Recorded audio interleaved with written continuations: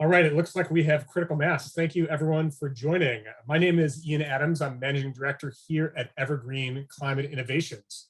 Thank you for joining us today. So if you're not familiar with us, Evergreen Climate Innovations supports climate tech entrepreneurs in the greater Midwest. We're structured as a nonprofit, but we operate a fund that invests in early stage climate tech companies across the region to help them succeed. And we also host a reoccurring series of virtual events highlighting technology trends and other current events that are in the climate space today. So we're excited to be here today. We've got a great set of panelists. We were joking, as we were preparing just before the top of the hour, we were already starting to have a good conversation before we even got into things. So excited to turn over there. But before I do that, I just want to share a couple of logistics and contextual items.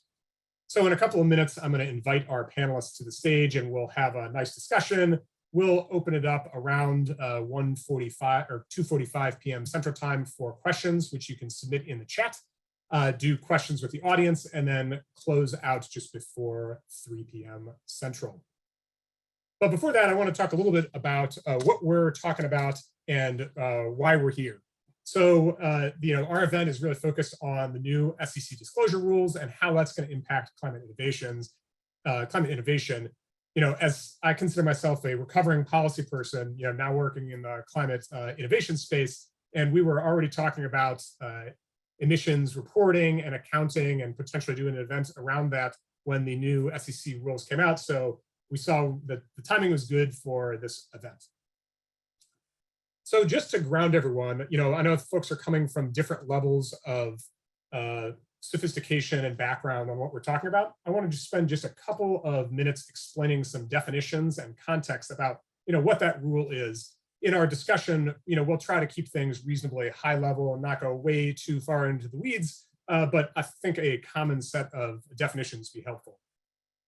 So I think when we're talking about emissions reporting and management, a helpful framework to consider is sort of like the ladder of emissions management. I've heard it described as a scaffolding of carbon information, and I think the first thing that starts with is accounting. So measuring that information, measuring a company's emissions.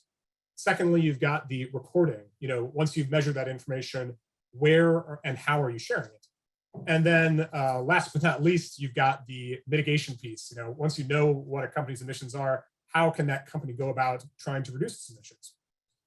So when we talk about accounting, the most commonly used framework is the greenhouse gas protocol. If you've heard scope 1, scope 2, scope 3, that's what the greenhouse gas protocol is all about in defining which emissions relate to what. And just at a high level, essentially, the breakdown between these scope 1, scope 2, and scope 3, scope 1 emissions are from a company's facilities and vehicles directly.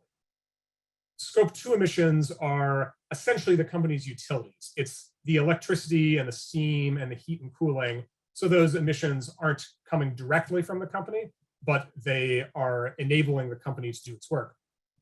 And then scope 3 is really everything else. It's the indirect upstream and downstream activities, really the supply chain related impacts of emissions.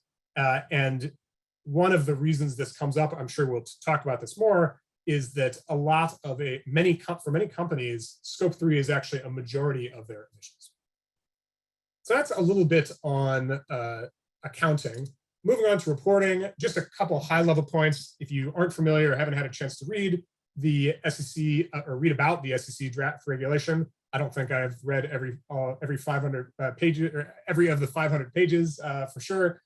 Essentially, it's designed to standardize and provide a framework for public companies to report climate-related emissions. It's sort of saying, here's how you do it, here's when you need to do it. Right now, this is just a draft rule, so they're reviewing and may change it before it is finalized. So this rule includes scope 1 and scope 2, as well as scope 3 if scope 3 is material, which for like a large energy company, one would expect those emissions would be material. If you are, say, running a large call center, your scope 3 may not be as material. And then it's also requiring disclosures of your emissions and your emissions intensity, as well as your methodology, sort of opening the books there, as well as potential impacts of climate-related risks. and any emissions reductions plans we have. So I think that's what I wanted to cover in terms of definitions, just a little bit as I'm taking down the slides on why we're here. Ideally, we're going to talk a bit about how this space has evolved over time, where and how these rules might impact things today, and really how this drives and impacts climate innovation. So now I'd love to invite our panelists onto the virtual stage, and we can do a series of introductions.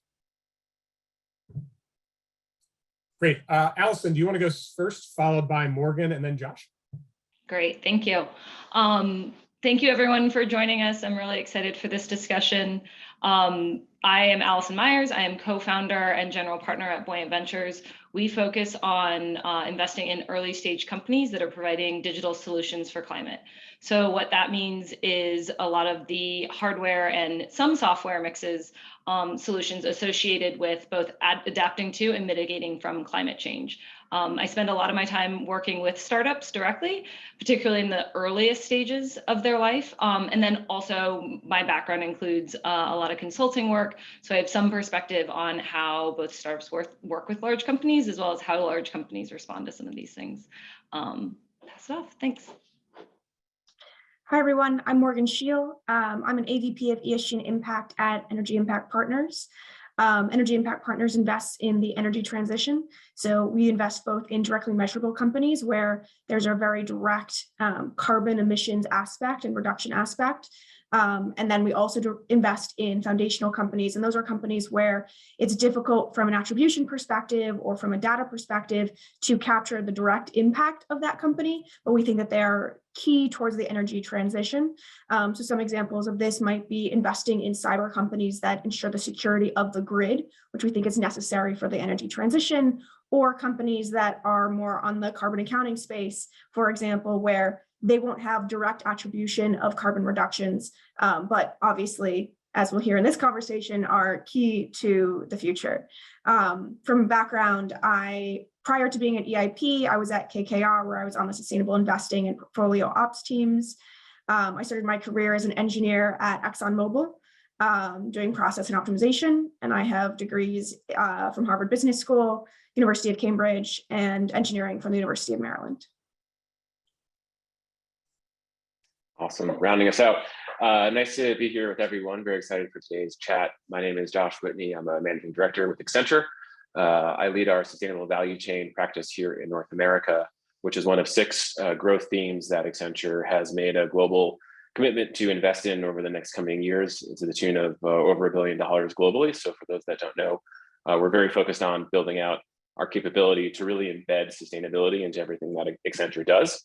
In addition to the consulting work, for those that don't know, Accenture has a really interesting approach to the venture community. We have an investment arm that focuses on Series A and seed stage companies and are increasingly looking at climate tech and climate software startups for that. We also have a really interesting open innovation program where if they aren't a fit for investments, but they represent something that's quite interesting around software and consulting wraparound, we look to partner with them to bring them to our clients.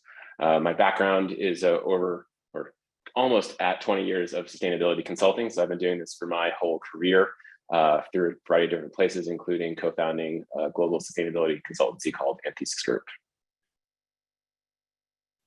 Wonderful. Thanks so much, everyone, for those introductions. Obviously, we've got a great group of folks here today.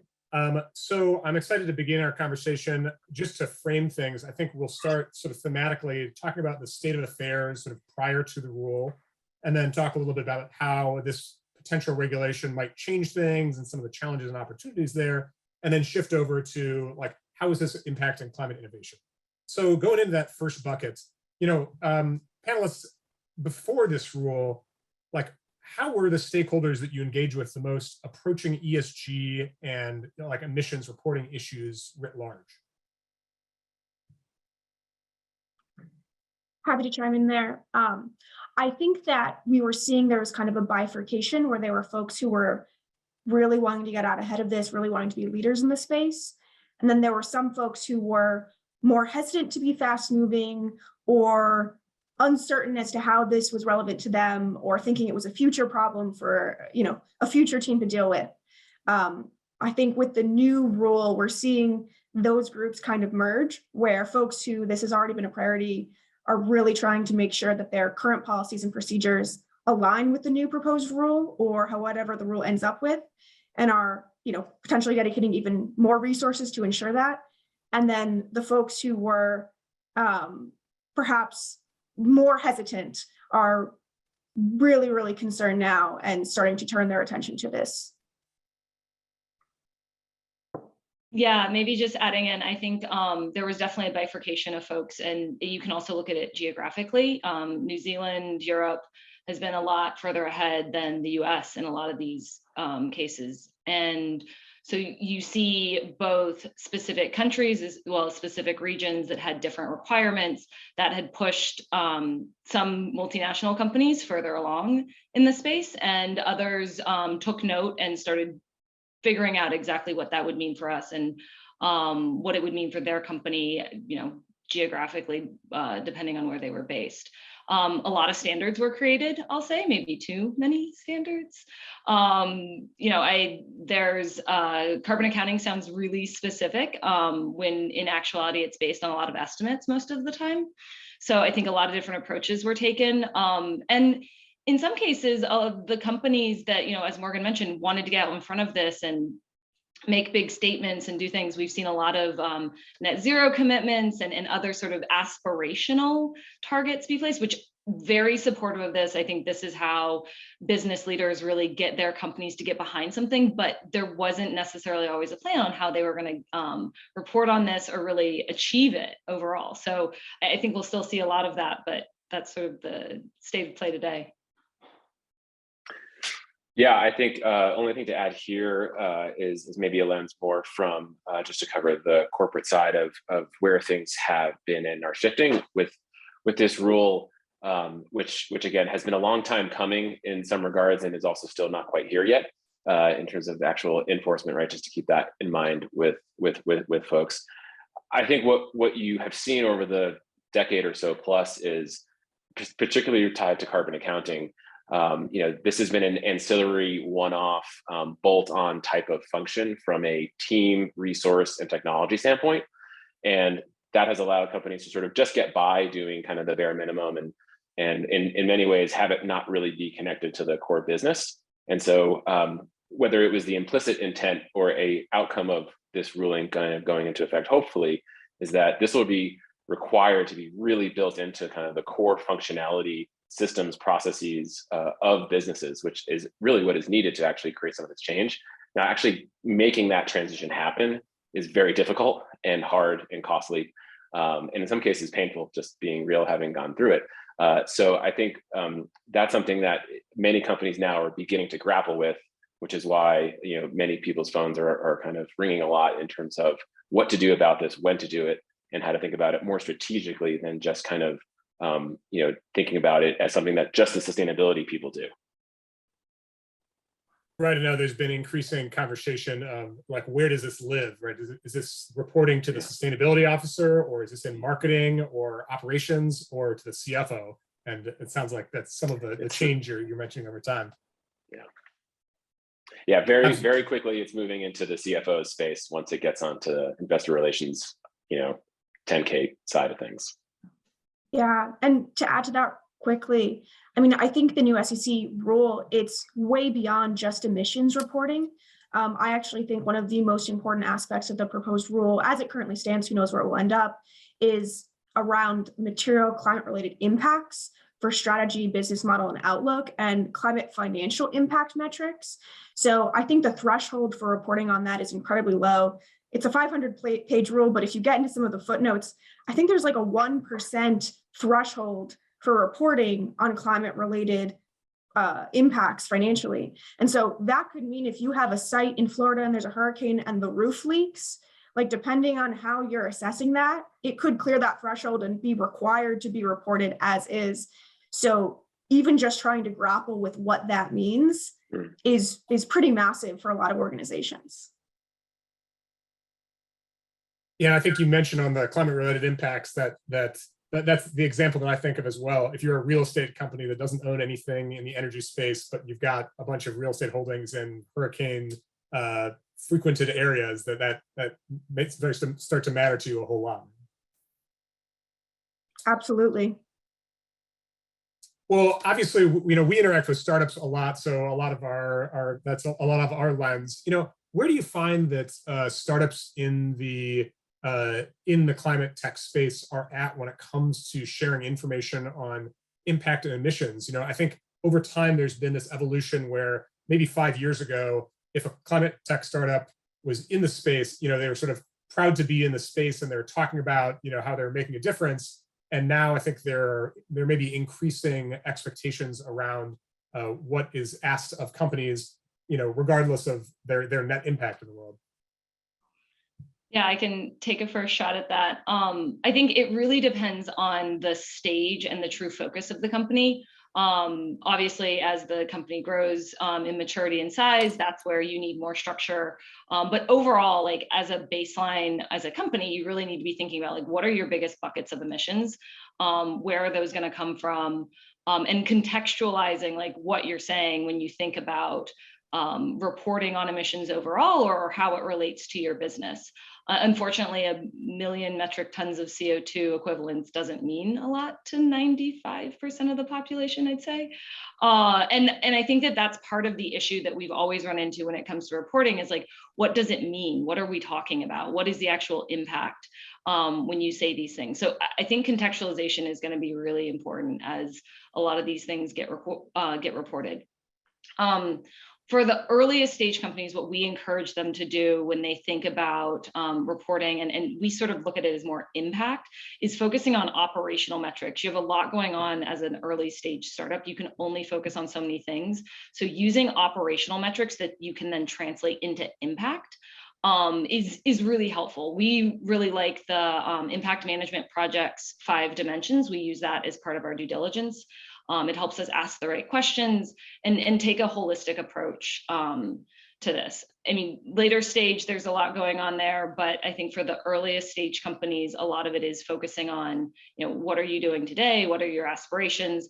And then also like thinking about for the like long term, what will your impact or how will you potentially reduce emissions for other companies, yourselves, that sort of thing. The crazy thing is we're seeing a lot of companies in the climate tech space being impacted already by some of these things. A great example was the Department of Commerce that just came out with, around solar panels and slave labor and thinking about how that supply chain is being impacted really heavily. So there's a lot of solar companies out there. Either doesn't matter if you're talking about companies that are selling utility scale software solar, or if you're talking about companies that are doing project development in the space, they're all impacted in different ways. Yeah, to build on that, I echo a lot of what Allison is saying. We also do kind of deep diligence and scoring around carbon, environmental factors that aren't carbon, and then social when we do our diligence for our companies. And so we essentially score companies and have a metric that we have for them. And then we also do this over time so that we can track this and understand how improvements are happening over time and work with them towards that. I think it's really important that you understand the context of the stage of the company. So we obviously would have very different expectations for an early stage versus growth stage versus like a credit or a company, and would engage differently based on that. I also think what we're seeing is a shift towards supply chain and trying to understand the supply chain risks, which Allison had mentioned as well. I think we're seeing this with solar, but I also think we're going to see this, with regards to lithium and with regards to not just the emissions from the supply chain, but the social dimension as well, especially when there are resources coming from countries such as China, where you have to be particularly critical of the supply chain, unfortunately. And then also just assessing the risk. I think COVID underlined how vulnerable a lot of organizations are to supply chain risks. And I think climate is likely to underscore that in the future as well. Absolutely. Yeah. Nothing to add there. You guys covered it.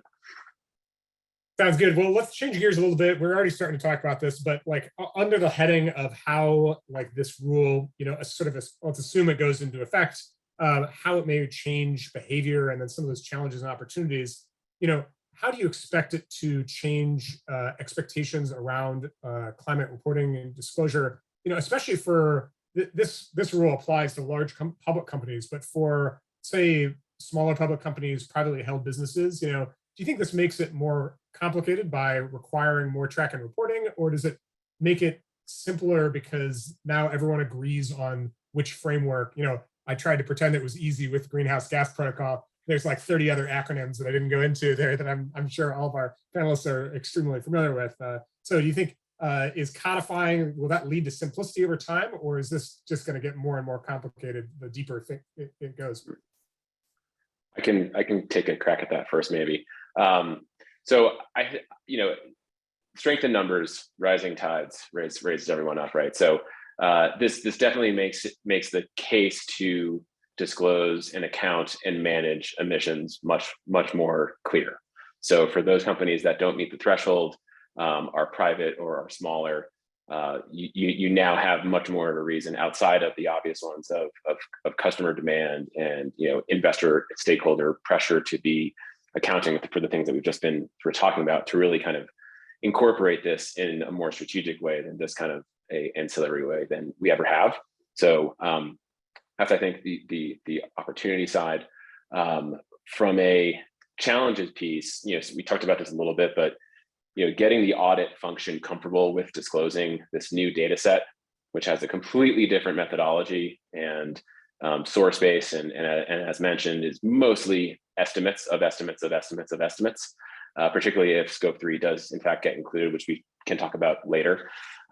That's just a very different game for the finance teams to get comfortable with. I've participated in a couple of companies who have already been doing this, and it's very difficult. The accounting firms just are not there yet, and it's going to take a while to get there, even if the methodologies are clear and the acronyms are all defined and everyone agrees on what the standard is. I think the other challenge here that this sort of presents is sort of the up-leveling around the commitments and making good on the performance of these targets. So, while most companies who have made commitments, we talked about science-based targets, there's over a few thousand now, has always been sort of public. It's a very different storyline when you're making those public commitments and then have to report upon it in the audited storyline, where those numbers have to be back up, level of scrutiny, and the need also for predictability in terms of talking about quarterly types of reports. That goes way up. And that, of course, is where I think there's opportunities here, particularly around innovation and new technology, to actually make good on those commitments. So I'll sort of pause there, and maybe Allison or Morgan wants to add around kind of the opportunity side. Yeah, I mean, I think when this first came out, we were really excited to see that scope 3 was included, because I think that was something that was in question, whether or not that was going to be included as part of like what was going to be done. I like the point around materiality. I will state that the average company, 70% of their environmental impact is in their supply chain. So that is like scope 3.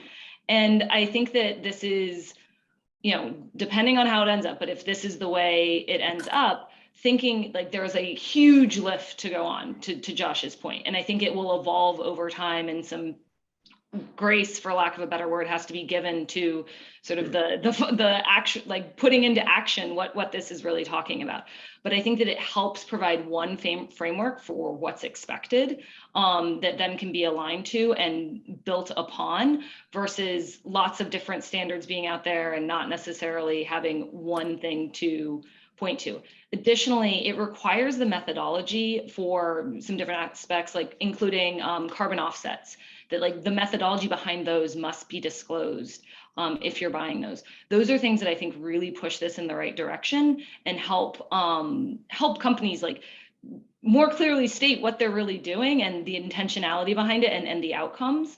But overall, I think the last thing I'll say is, as you think about this being just for public companies, when you get into scope 3, when you get into supply chains, you're really talking about a much broader group of companies that are not just those big public companies. There's lots of smaller companies that have to report their data up to those larger companies to this.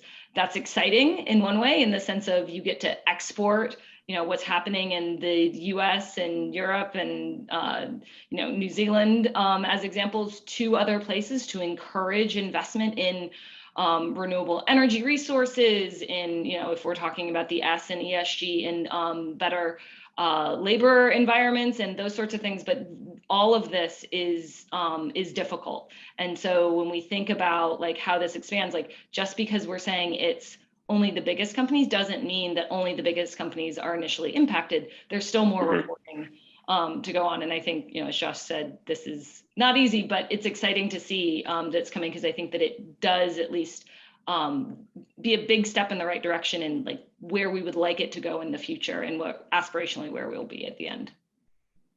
Yeah, I would love to add to that. I think it was amazing to see scope 3 included, but I also think that there's a lot of risk and a lot of concern with that and including it, because I think there just isn't as much clarity around scope 3 and how you capture that and how you report that. So there's going to have to be a lot of infrastructure being built out kind of while the airplane is in the air, which is an amazing opportunity for new tools and startups and organizations who are really trying to solve these problems. But on the corporate side, I think that there needs to be a bit more understanding around exactly what timeline this is going to be implemented on, and potentially a longer timeline, some safe harbors. Like, I think there's a large risk for these companies, having never done this kind of work before, to feel like they are, disclosing or reporting on things that ultimately might not end up being true, which is not because they were intentionally trying to mislead the SEC, but because frankly, they just don't know and are figuring it out for the first time. So I think there needs to be some leeway around that. I know there's a lot of concern around that. Yeah, I am not, I share that concern on behalf of not necessarily clients, but just on sort of feasibility and almost like distraction to some extent, right? Many of us have spent years sort of dealing with the accounting side of climate action. And the last thing that we really should be focused on right now is like, do my emissions add up? We should be focused really around action. And so, on the plus side, I think this is a very important and needed base activity that companies, regardless of size, should be doing. But it does create a lot of noise from action around actually point solutions that make systemic changes in reducing carbon footprint. Now, you kind of need both to influence each other, and sort of, there is the system side of that. But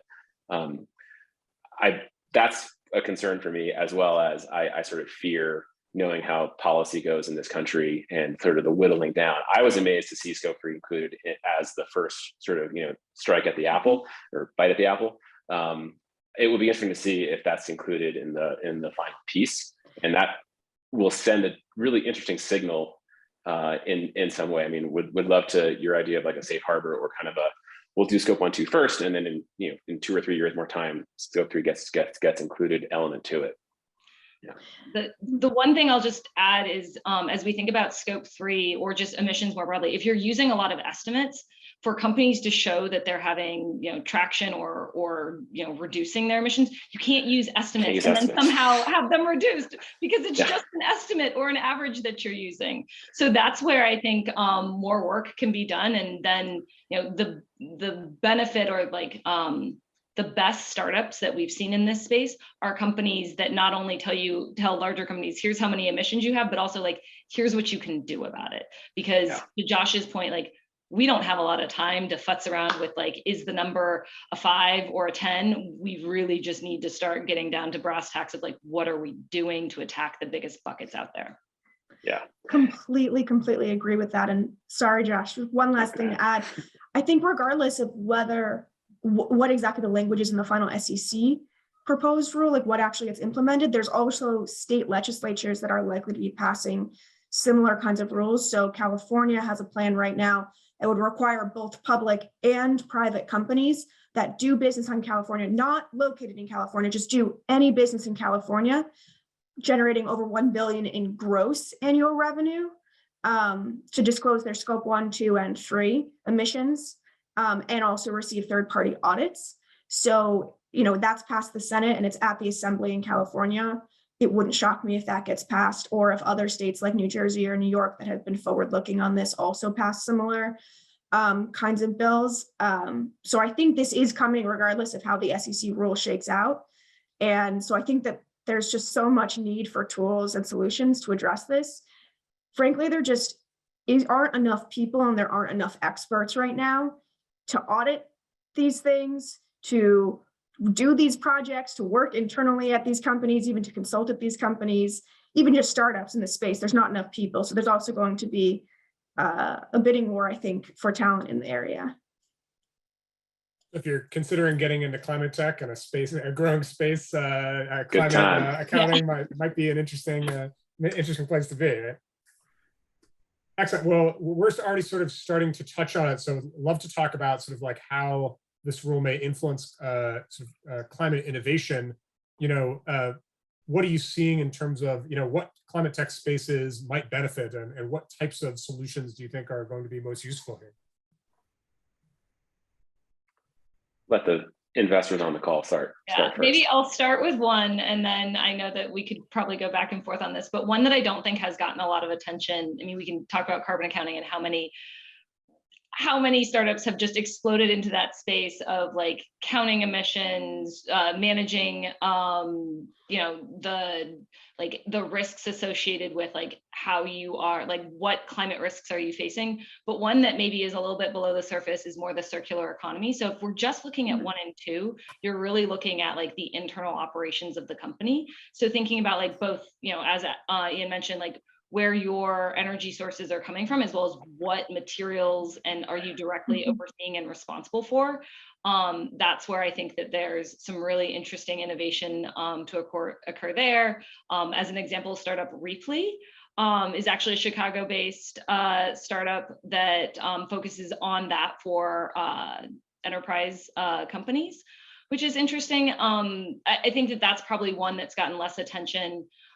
Thinking as well about like risk associated, like transition risk. And what I mean by that is like, how does a company address the fact that like they're going to live in a carbon expensive world and address that in the future? Thinking about like, how are the airlines going to think about this when it comes to fuel? And there's been some interesting innovations around that as well.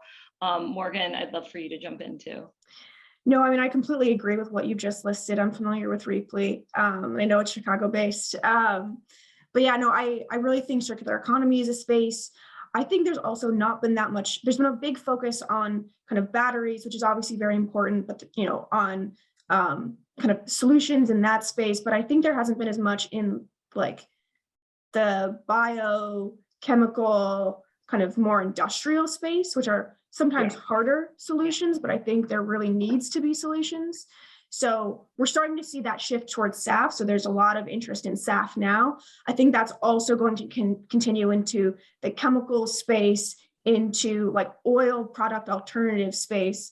And perhaps that's biased by my background coming from, oil and gas. But I think that's really an area that needs some love and attention in the future. I think that's really key. What's also interesting to me is the interplay between certain technologies, because I think government policy is going to be really impactful on where climate innovation is going to go. And I think that trying to understand that is going to be increasingly important in the future. So the Biden administration has just signaled and announced that they're going to work to identify sourcing battery materials inside the US, which is really, really amazing for battery technology, but then trying to understand what the knock-on effects are for other technologies such as hydrogen is, I think, going to be important. Yeah. And maybe just a fine point on what you were saying, like across the VC space or in that, like what we've really seen is like 60%, I think, of the dollars invested over the last 10 years, that's gone to mobility. And I think that that's one space where, okay, lot of momentum and movement there. I don't think, from my perspective at an early stage, there's a lot to, invest in there right now, personal perspective. But I do think, to your point, Morgan, like industrial manufacturing, resource management, a lot of these industries, it's been taking longer for them to sort of come to this space, and they are harder areas to address, to be very clear. Like, in a lot of, even if you just look at manufacturing, a lot of times you can't use electricity necessarily as the resource, because you need too high of a temperature for like whatever you're manufacturing to be used. So you need natural gas. That's like an interesting space for some innovation. I also think that food and ag we'll see a lot in, as you think about inputs to consumer goods. The idea of how we can capture carbon within soil, there's a lot there, as well as built environment. So the buildings that we live in, how we make them more efficient, make them use energy in alignment with how renewables produce energy. It's all really an interesting space, but I do think maybe a little less in mobility would be one thought for the future.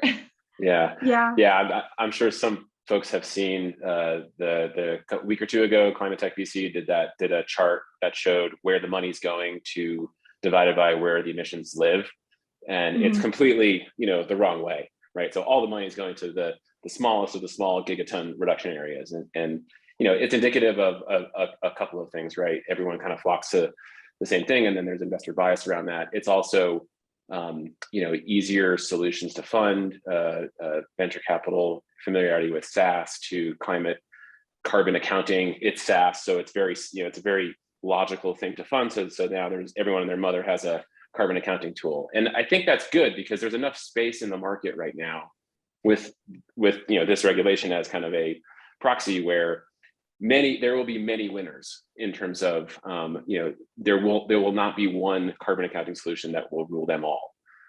There's enough uniqueness, there's enough diversity, and different needs from enterprise, SAP billion-dollar implementations to a individual consumer. I want to calculate my kind of individual home carbon footprint. There's a ton of room there, and so there will be winners, but definitely agree.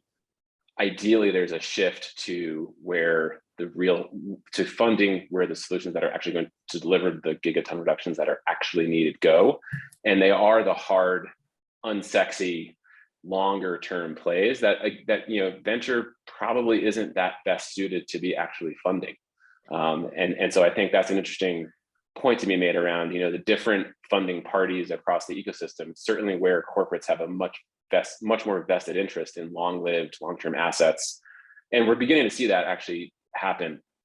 We're doing some really interesting work across the steel and aluminum manufacturing sectors around creating these innovation centers for long-term investment, where some of these bigger players are making billion-dollar commitments to do the kind of very unsexy but transformational work to change how they power and heat steel to the degree that is needed, using hydrogen as an example. Yeah, and I'd love to build on that. I think the built environment is a space that's going to be really important, and infrastructure is going to be really important. An insane amount of emissions are coming from our structures that we live in, and the ways in which we design our lived spaces and our cities, which are just not very, climate friendly. They're very car intensive, they're very sprawling, they're just not very thoughtful. And I think there are actually ways for us to have local governments really be thoughtful about how they're generating and creating policies, and also how they're investing in their infrastructure and the companies that are building in their locations, that not only improves emission reductions and makes the built environment better for the climate, but also improves it from a human perspective and lived perspective for the communities. I would love to see a new LEED sort of certification that actually takes into consideration on a regular basis, what is the carbon emissions, how is the building being used, and to your point, Morgan, thinking about comfort as well for the human beings inside of that building, and the surrounding space as well, because right now I think that's something that's kind of hasn't aged as well as we would have liked. Yeah, I think historically there was this push around smart cities, which I think has died off recently. And I think the aim should not be to make cities as smart as possible, but as like livable and like climate friendly as possible. And I think these are often not the same thing. Interesting. Josh, coming back to a point that you made about within the marketplace of measuring and reporting solutions, you actually started to answer the next question I was going to ask. So I will tee it back up in case Allison or Morgan will weigh in. But how do you see this space growing? Do you see one category winner or a rising tide that sort of like lifts many boats and there'll be lots of different solutions that end up being successful? Josh, sounds like you're much more in the latter camp. Yeah, I'll just briefly, and then Allison and Morgan can jump in. Yeah, there's having supported hundreds of companies now go through the accounting process. We're all snowflakes. We all need a different tool for a different reason, and I think that's okay. Consolidation and it's just very difficult to get a single solution. I mean, even a single standard and a single way to collect and account things, let alone within your supply chain, getting everybody to play nicely and provide the same kind of a data in the same kind of way. So I think we'll begin, hopefully we'll see this area become completely commoditized so that it's not rocket science anymore. And it becomes just sort of a cog in the process of accounting for impact, whether it's carbon or it's ESG metrics or social and labor across the value chain. Hopefully this is not a big deal in a few years because we have much bigger problems to sort of solve for. It's really around kind of like, what do we do with the data that we now have? How do we use it to, make decision making, make investments, and are we actually tracking against goals? So it's sort of the tracking against progress as opposed to getting the data to determine that. We kind of want to see those as like two very separate, distinct things. And on the former, I think it's going to be very difficult to see just one winner there, and I think that's okay. And maybe to quickly say, like, every business is different and the problems that they face are different. And so you likely aren't going to have someone that's just counting the emissions and telling them, here's your total. It's going to be a lot more around like, here's what else you can do about this, and really thinking about that thoughtfully. That's sort of restating what I said before, but I do think that I agree with Josh that there will probably be a lot of winners, particularly early on, because there's just different problems that businesses face depending on the industry. Yeah, I think there's going to be conversions towards reporting standards or like specific data needs and like the way in which they're reporting. So I think the winners are likely to have a lot of commonality across the final product and what they're reporting out, with then like specific layers for specific industries or whatnot. I think it's more important we have that convergence versus convergence on like any one specific tool. And I also think in the future, they should want their tools to be able to work together or speak to each other, or at least be comparable, so that the final report outs are useful and not too dissimilar. Because if they're apples to oranges, then it becomes quite difficult from a reporting standpoint. Sure, and so I guess to that point, right, a custom branded score versus being able to clearly sort of transparently share the data that sort of folks can agree on the methodology, that latter approach may be one that has more traction. And another point I think, Allison, I heard you bring up is that being able to drive action, not just communicate. Wonderful. Well, we are starting to get a bunch of questions. Folks are welcome to put more questions in the Q&A box. I'm going to tee up one last question and then we'll switch over to Q&A. But so just to sort of round out this conversation, now that companies are going to be expected to be more transparent, do you expect that this will actually translate into a greater appetite for like the adoption of new climate solutions? How do you think this will actually change the posture of large companies? It's a great question. I would just say I think there's sort of two sides to that coin. The optimistic side of me says, yes, companies, larger companies that are the buyers of new tech are going to have to get more comfortable with pilot and testing and create models of partnering with earlier stage companies to deploy them at scale. That I've certainly tried to do that throughout my career most recently, and plan to do that here at Accenture too. The question is, with the complication of disclosure in a more auditable way, whether and how they can actually cross that chasm of comfort. So that remains to be seen, I think. I also think we've seen a lot of mergers and acquisitions in the ESG space and the data space from big players kind of eating smaller fish. And I think we're going to continue to see that, and that's going to accelerate. So I think the exits now are not just going to be, if you develop like a really good tool that does like a very specific thing, I think there's possibilities in, the McKinseys, Accentures of the world, potentially buying that talent, buying that IP, so they can then deploy that amongst their people. Now, there's a separate question of whether we think that's good or not. But I think it's likely we are going to see some aspect of that. Yeah, I think we'll also see a lot of other solutions. Again, maybe I'm beating a dead horse here, but around action, like once you disclose these metrics and measurements, like what are you doing about it is the next question of the investors. So as you think about like, are there insurance policies you can buy for some of your physical risks that are associated, like in Florida was the earlier example? Like, are you buying the right type of insurance that allows you to both like make it affordable, but also think about how you're hedging against that risk? And in some ways, like it starts this domino effect that's really nice in terms of like buying an insurance policy. Like the cost of that insurance policy actually prices your your climate risk pretty well for that particular area. And those sorts of innovations that start to move forward are pretty exciting. Can I add just quickly? I think there's a massive opportunity in the insurance space. Historically, insurance is all backward looking. So, Hurricane Sandy was a 1 in 500 year storm. 9 years later, we had a second 1 in 500 year storm. So that's once a decade we're seeing that. Predictive backwards looking models just aren't going to be useful for the insurance industry going forward. And so I think there's going to be a lot of need for tools and solutions in that space. And we're going to see insurance become increasingly important and also potentially rising a lot. So I think that's also a really important risk people need to start thinking through as a large organization. Yeah, Morgan, I'm going to add on to that and say the National Flood Insurance Program in the US for businesses has caps on how much insurance you can buy. They're fairly low for businesses. They're also like how long it takes you to get your payout is a big question. We made an investment in a company called Flood Flash, which provides parametric flood insurance. So think of it as trigger insurance. It's a sensor that goes on the side of the building.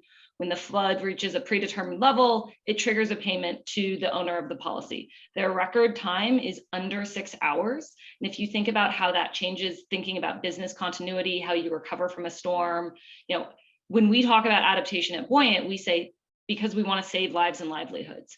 If a business doesn't reopen within 2 weeks, FEMA has horrible but great statistics to show you like that business is like overwhelmingly going to be closed.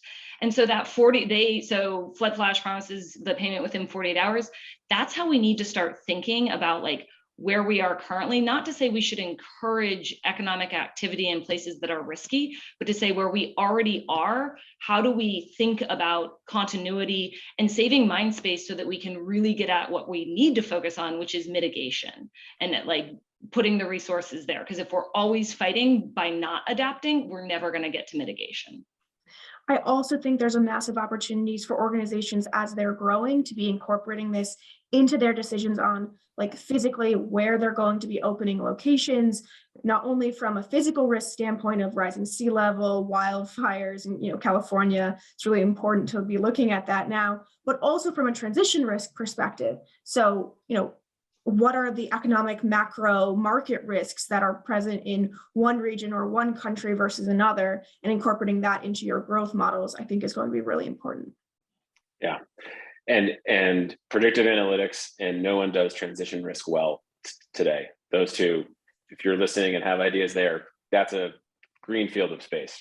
Also supply chain risk. That's so important because companies really are going to start needing to know what the risk is for physical risk and transition risk, not just for their organization, but their entire supply chain.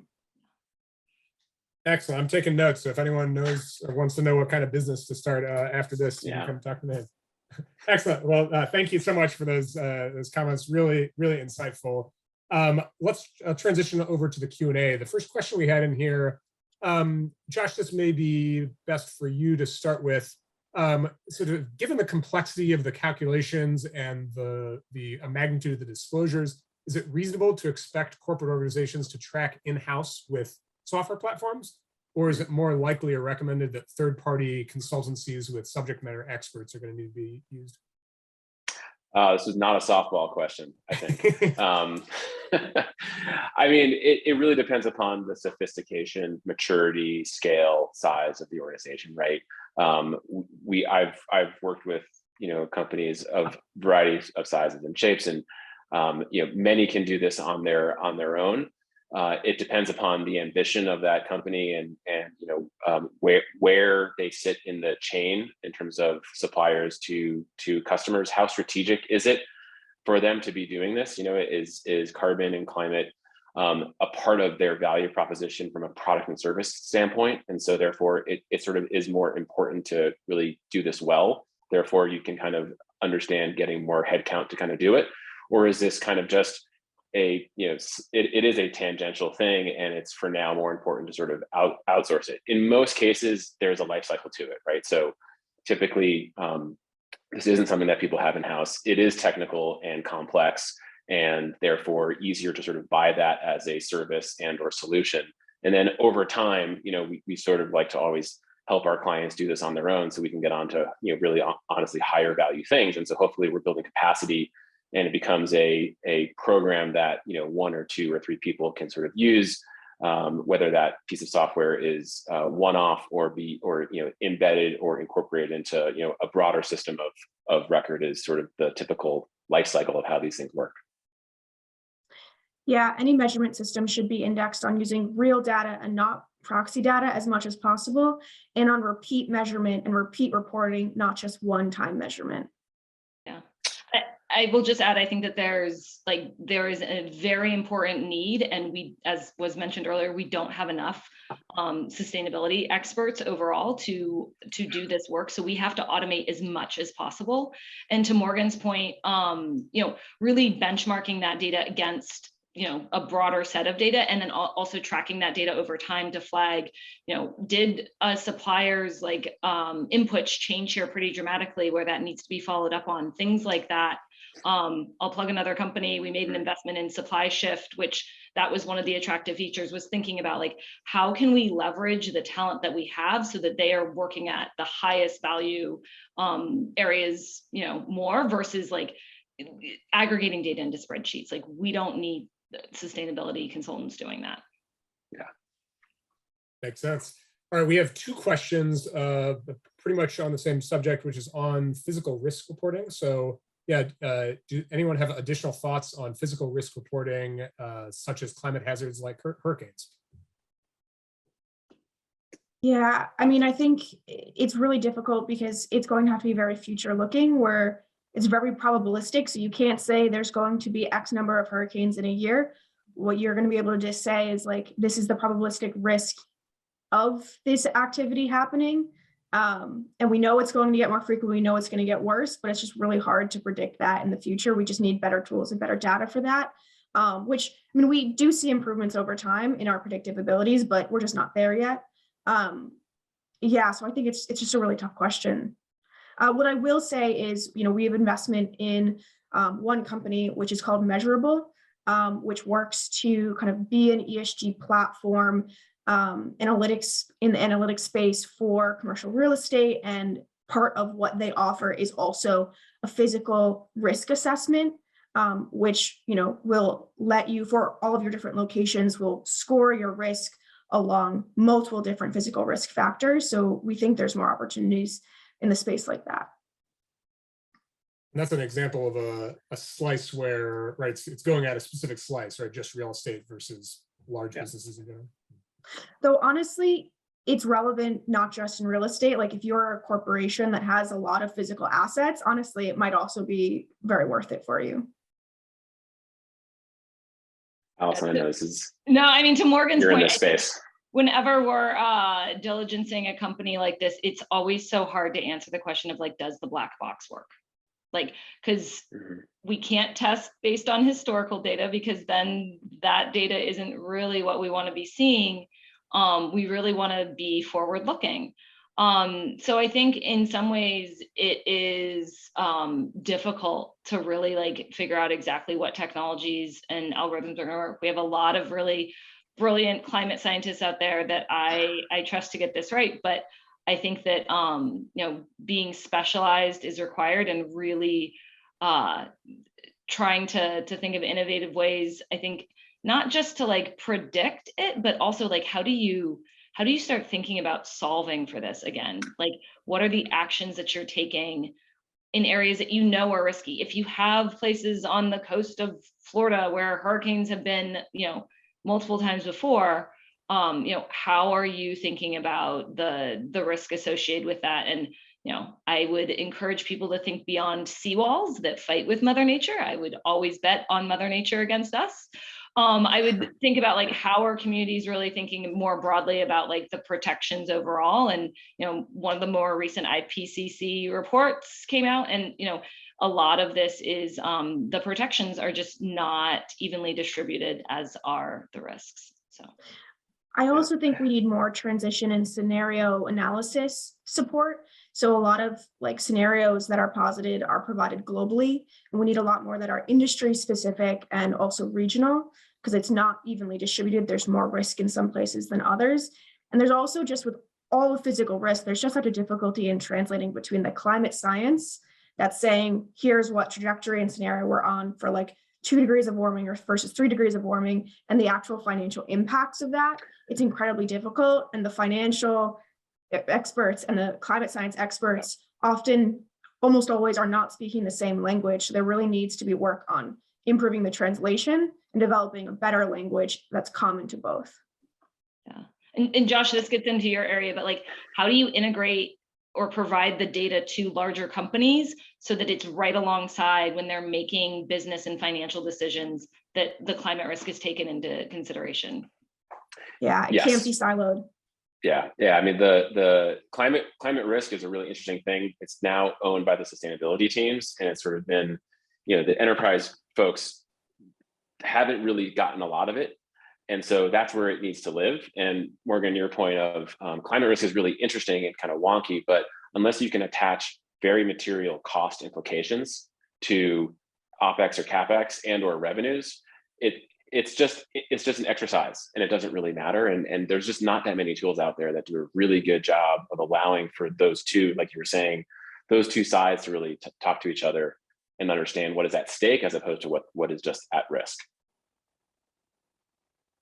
So much more on that topic, but we're getting close on time.